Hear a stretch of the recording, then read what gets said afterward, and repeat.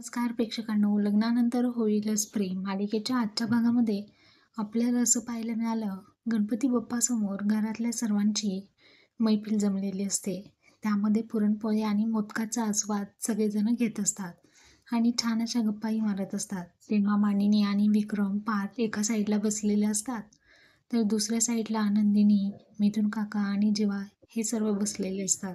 काव्या तिच्या रूममध्ये असते. आता मिथुन काका लालबागच्या दर्शनाला गेलेले असतात. लालबागचा राजा हा खूप भव्य दिव्य आहे. तिथले डेकोरेशन आणि देखावे खरंच अप्रतिम असतात असं तो सांगू लागतो. आणि दर्शन झालं का असं विक्रम विचारतो. तेव्हा मिथुन म्हणतो, जीवाच्या ओळखीने वशिल्याने दर्शन लगेचच मिळालं. असं सर्व काही त्यांचं बोलणं सुरू असतं. तेव्हा आता विक्रम सुद्धा सांगतो की मानिनीचे किस्से सांगू लागतो की लालबागच्या राजाला आम्ही जेव्हा गेलो होतो तेव्हा मानिनी सुद्धा हरवली होती